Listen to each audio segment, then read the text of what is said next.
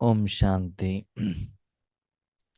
आज के वरदान, बाप दादा की वरदान अपने मीठे बच्चों के प्रति, डेट 3 मई 2025। वरदान है, अपने अधिकार की शक्ति द्वारा त्रिमूर्ति रचना को सहयोगी बनाने वाले मास्टर रचता भव।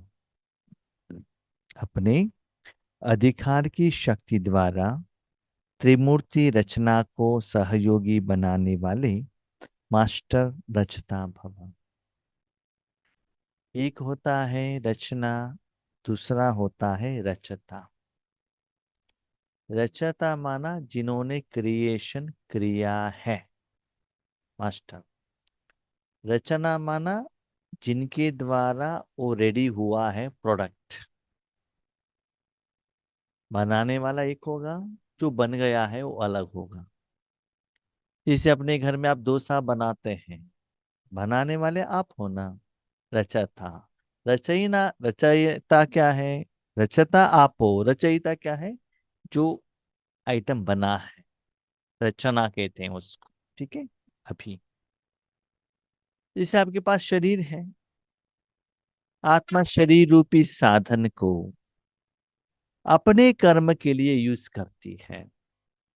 इससे हाथ को कहती है झाड़ू लगाओ, लगाएगा। मोबाइल उठा के कानों में रखो, रखेगा। भोजन खाओ, खाएगा।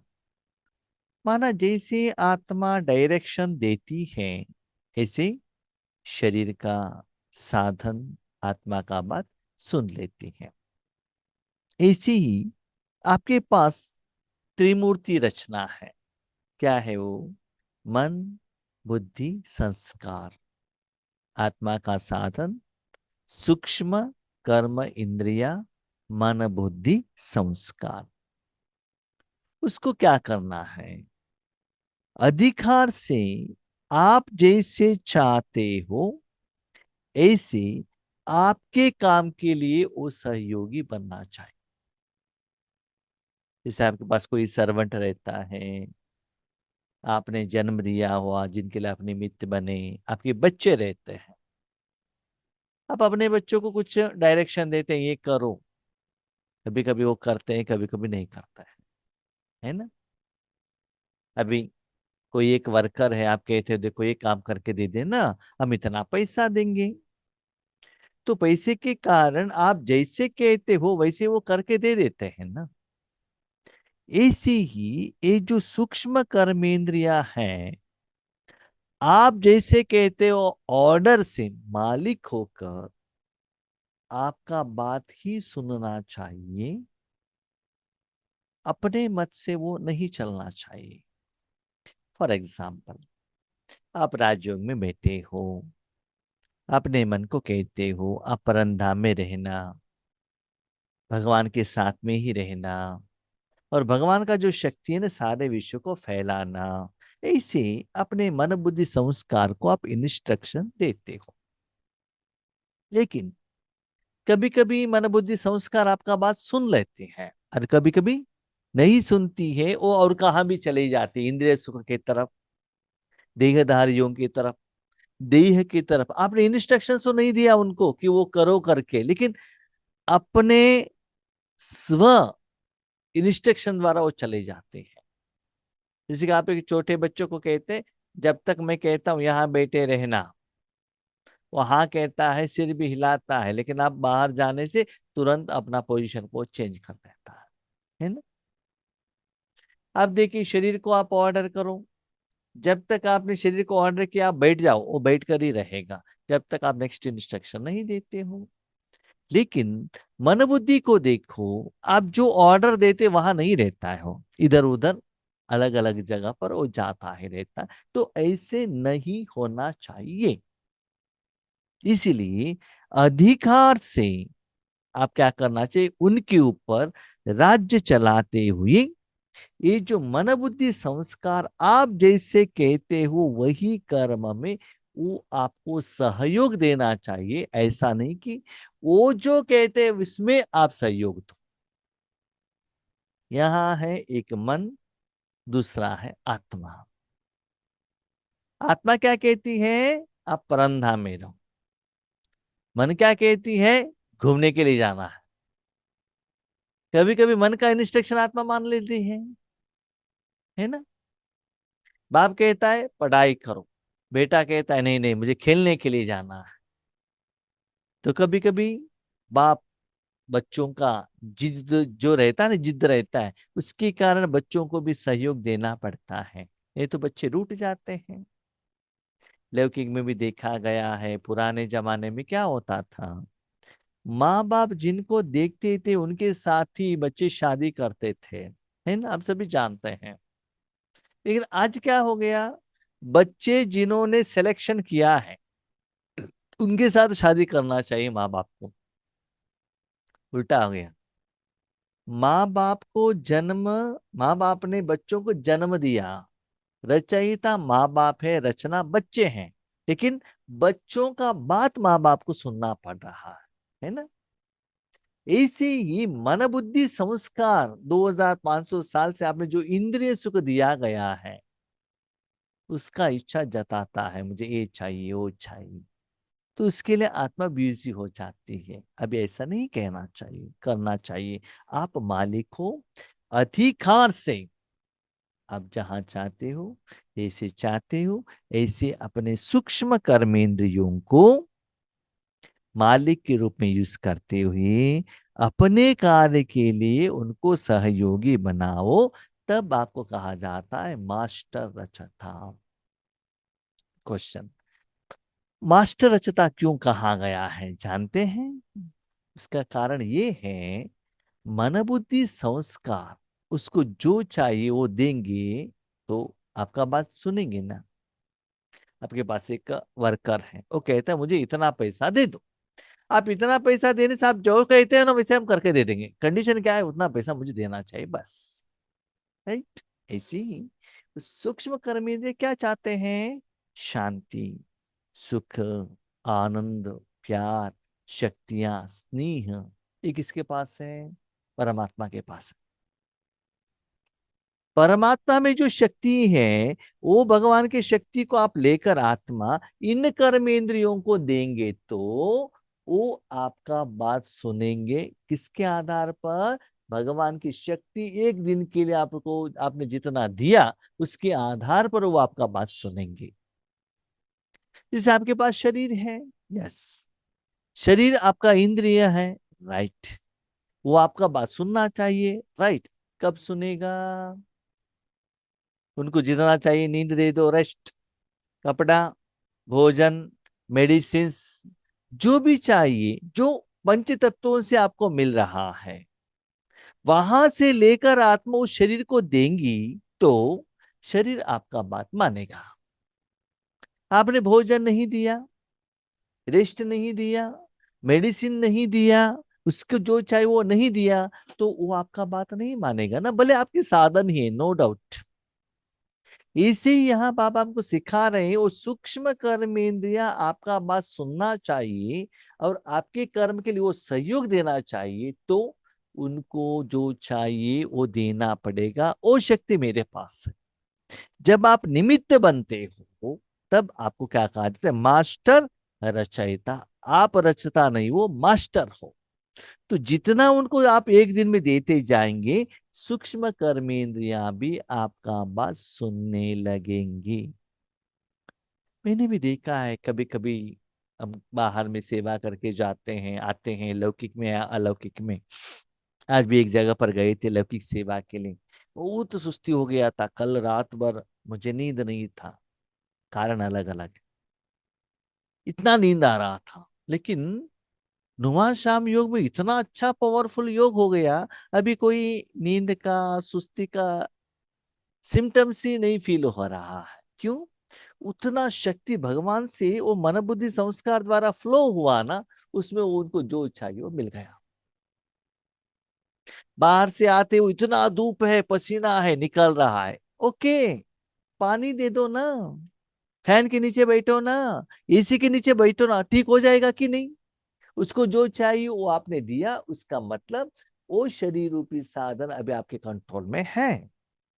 तो आप जैसे चाहिए वैसे उसको क्या कर सकते हो, यूज करते कर सकते हो। ऐसे हर रोज सूक्ष्म कर्मेंद्रियों को भी जो चाहिए वो देते हुए उस कर्मेंद्रियों का रचना करने वाले रचयिता, आप जो मास्टर आत्मा हो, अपने काम के लिए उसको सहयोग बनाओ। त्रिमूर्ति शक्तियां, मन, बुद्धि और संस्कार, यह आप मास्टर रचता की रचना है, माना उसका मालिक आप ही हो। बाबा ने बहुत सुंदर बात कही, मास्टर। क्यों? आप मालिक नहीं हो, आप मास्टर हो। उसको जो चाहिए भगवान देता है। इन्हें अपने अधिकार की शक्ति से सहयोगी बनाओ। ये जो कर्मेंद्रिय है ना, आप उनको ऑर्डर करो, पे करो, वो करो। ऑर्डर कर सकते हैं ना। कभी कभी क्या होता है ना, जो मालिक रहता है अपने सर्वेंट को ऑर्डर करता है, ये करो। क्यों? मैं फ्री में थोड़े ही कह रहा हूँ, सैलरी तो दे रहा हूँ ना। अभी देखिए आपके घर में कोई एक अपना रिश्तेदार आता है, समझ लीजिए शादी का टाइम है, उनको आप कह सकते हो हेल्प करो, रिक्वेस्ट कर सकते हो, लेकिन ऑर्डर नहीं कर सकते हो। लेकिन थोड़े लोगों को, पेड लेबर को आपने बुलाया है, जो सेवा करता है उनको पेमेंट करते हैं, तो उनका आप क्या कर सकते हो? मैं उसको रिवार्ड दे रहा हूं ना, जैसे मैं कहता हूं ऐसे करो। ऐसे ही हर रोज उस कर्म इंद्रियों को क्या करो, शक्ति दे दो और ऑर्डर करो। जैसे राजा स्वयं कार्य नहीं करता, कराता है, करने वाले राज्य कारोबारी अलग होते हैं। जैसे कि राजा को आप देखते हो, खुद काम नहीं करता है, दूसरों से कराता है। अपने राज्य में मिनिस्टर को रखता है, सोल्जर्स को रखता है, भोजन बनाने वालों को रखता है, मजदूर को रखता है, बहुत सारे लोग रहते हैं। लेकिन वो जो आत्माएं ये रहते हैं ना, वो राजा का बात सुनना चाहिए। जो इंस्ट्रक्शन देता है उनका बात सुनना चाहिए। क्यों? वो जो कर्म कर रहे हैं ना, उसके लिए राजा पेमेंट कर रहा है। ऐसे ही हर रोज आप अपने मन बुद्धि संस्कार को भी केयर रखेंगे, उनको जो चाहिए वो देंगे, तो स्लोली वो मन बुद्धि संस्कार भी आपका बात सुनने लगेगा। फॉर एग्जाम्पल, आपको पेट दर्द है, सिर दर्द है, तो आपका अटेंशन उसकी तरफ ही जाएगा, वो साधन आपके हाथ में कंट्रोल में नहीं आएगा। उसको मेडिसिन दे दो, ट्रीटमेंट दे दो, उसके बाद वो आपके कंट्रोल में आएगा। जैसे चाहिए उसको आप क्या कर सकते हो, मोड़ सकते हो। ऐसी यहाँ राजा आत्मा है और कर्मेंद्रिय सहयोगी है। ऐसी आत्मा भी करावनहार है, करनहार, ये विशेष त्रिमूर्ति शक्तियां है। मालिक कौन? आत्मा।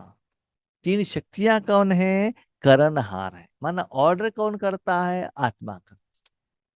यहाँ क्या हो रहा है, आत्मा से भी ज्यादा कर्मेंद्र ऑर्डर ज्यादा कर रहे हैं। कैसे? अब देख लीजिएगा, अपने जिंदगी को देख लीजिएगा। जब आप छोटेपन में थे, आपके घर में जो सुबह ब्रेकफास्ट बनता था, घर में सभी लोग वही खाना चाहिए था, नो अदर वे ऑप्शन। आपके पास दो ही ऑप्शन है, एक जो बनाया है खाओ, नहीं तो नहीं खाओ, दूसरा ऑप्शन नहीं था। आप कुछ भी कहो, दूसरा ऑप्शन आपको नहीं मिलता था। लेकिन आज आप अपने बच्चों को क्या कर रहे हैं, एक को एक आइटम, दूसरों के लिए एक आइटम, तीसरा के लिए और एक आइटम, घर में बनाते हैं, जोमेटो में ऑर्डर करते हैं। हाँ, उनके इच्छा के, तो मेरा बेटा ये नहीं खाता है, छोटेपन में ऐसा था क्या? है ना। उनका कपड़े का स्टाइल अलग, मोबाइल का स्टाइल अलग, भोजन का स्टाइल अलग।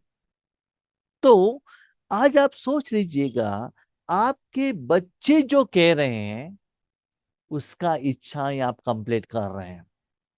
आप जैसे कहते हैं ऐसे बच्चे नहीं सुन रहे हैं। क्यों? छोटेपन से क्या किया आपने, उनका इच्छा कंप्लीट किया ना, वही संस्कार उन्होंने डेवलपमेंट कर लिया। एक दिन उनके इच्छा के अनुसार आपने कंप्लीट नहीं किया, उन्होंने स्ट्राइक कर दिया, एक दिन भोजन नहीं खाया, और आप उनके आगे सरेंडर हो गए, तो उनको फॉर्मूला मिल गया। तो आज मैं देखता हूं, कभी कभी माँ बाप जॉब को छोड़कर बच्चों को क्रिकेट खिलाने के लिए लेकर जाते हैं पैसा देकर, है ना। तो बच्चों को ज्यादा इंपॉर्टेंस दे रहे हैं। जितना बच्चे बड़े हो रहे हैं, ये भी चेक कीजिएगा, जितना बच्चों को इंपॉर्टेंस दे रहे हैं, बड़े होने के बाद बच्चे माँ बाप का बात नहीं सुन रहे हैं। छोटेपन में आप माँ बाप का बात नहीं सुनते थे, माँ बाप आपको थप्पड़ लगाते थे। लेकिन बड़े होने के बाद हम लोग माँ बाप का बात सुन रहे थे, है ना। आज देखो, अपने मन बुद्धि को भी देखो, जितना बड़ा हो रहा है, सीनियर हो रहा है, उतना आपका बात नहीं सुनता है वो। क्यों? मन बुद्धि को जो चाहिए आप दे रहे हो, इंद्रियों को सुख उसके पीछे भाग रहे हो, इसलिए अतीन्द्रिय सुख नहीं मिल रहा है। इसलिए बाबा कहते हैं अभी अधिकार चलाओ, रिक्वेस्ट से काम नहीं चलता है। नो, अभी अधिकार से क्या करो, काम चलाओ, उनको जो चाहिए दे दो। आधा घंटा मैं दे रहा हूं ना आपको, शांति सुख दे रहा हूं ना, करो मेरे काम। क्योंकि वो आपका रचना है, आप रचयिता हो, आप अधिकार से, ऑर्डर से चलाना पड़ेगा, क्योंकि आप मालिक हो। डायरेक्टर जो कहता वही करना पड़ेगा ना, एक्टर को जैसे चाहिए वैसे नहीं करना चाहिए। तो मास्टर रचयिता के वरदान को स्मृति में रख, त्रिमूर्ति शक्तियों को और साकार कर्मेंद्रियों को सही रास्ता पर चलाओ। और एक यहाँ बाबा ने इंजेक्शन लगाया, क्या लगाया? हाँ। बच्चे, ऐसा नहीं है कि आपको जो सूक्ष्म इंद्रिया और स्थूल इंद्रिया आप जैसे कहते हो वैसे उसको चलाओ, नहीं।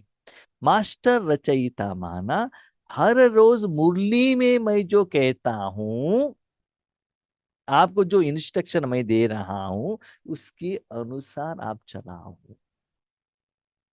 अभी आप क्वेश्चन पूछे ये क्या कह रहे हैं आप, सुनिएगा। एक गवर्नमेंट टीचर रहता है, ऊपर के गवर्नमेंट से जो इंस्ट्रक्शंस आता है वो टीचर को वही इंस्ट्रक्शंस फॉलो करना पड़ता है ना। अपने मनमानी से वो अपने स्टूडेंट के ऊपर अधिकार नहीं चला सकता है।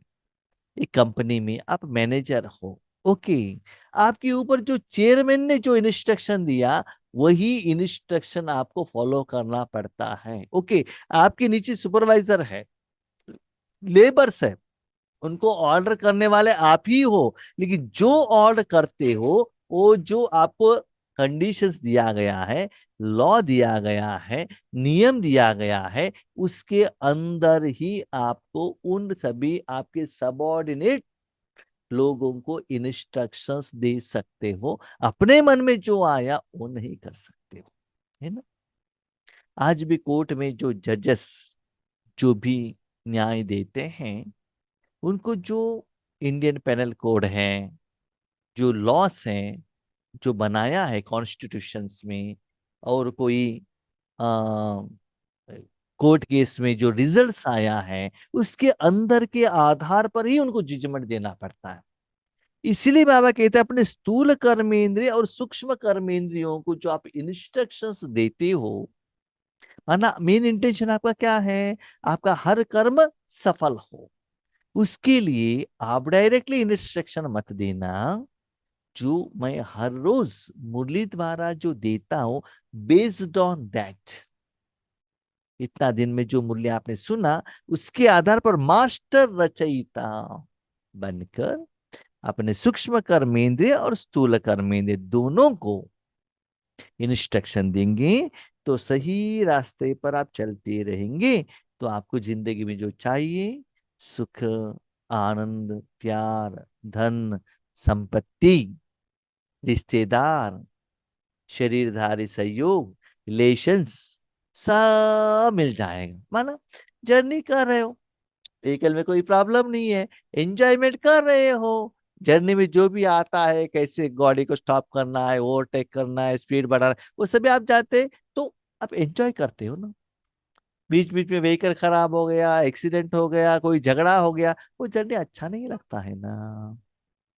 इसलिए लाइफ आपके हाथ में है ना, कर्म इंद्रियों द्वारा आपको जिंदगी चलाना है ना। इसलिए बाबा की श्रीमत के अनुसार जो कर्म इंद्रियों को भी ऑर्डर के अनुसार चलाओ। उसके पहले उनका जो नीड्स है, जो अच्छा नीड्स है, जो इससे आपको भी कल्याण होता है, उसको भी कल्याण होता है, वो भी देने के लिए निमित्त बनना। आज का स्लोगन, अव्यक्त पालना के वरदान का अधिकार लेने के लिए स्पष्टवादी बनो। अव्यक्त माना जो दिखाई नहीं देता है, व्यक्त माना अभिव्यक्त शरीर दिखाई देता है, अव्यक्त आत्मा दिखाई नहीं देता है। शरीर को भोजन खिलाया दिखाई देता है, शरीर को फैन लगाया दिखाई देता है, शरीर को कपड़ा पहनाया दिखाई देता है, किसी ने आपको गिफ्ट दिया, भोजन दिया, दिखाई देता है। दैट इज व्यक्त पालना। शब्द द्वारा, वर्डिंग द्वारा ज्ञान सुनाए, दैट इज व्यक्त पालना। अव्यक्त क्या है? जो दिखाई नहीं देता है, जो अव्यक्त बाप दादा आज हम बच्चों को शक्तियों द्वारा, वरदान द्वारा, विशेषता द्वारा बाबा हमको पालना कर रहे हैं। लेकिन वो पालना किनको मिलेगा? बाबा कहते हैं स्पष्टवादी बनो। जो भी सिचुएशन है ना, एज इट इज एक्यूरेट बाबा को कहना है, क्लीन एंड क्लियर।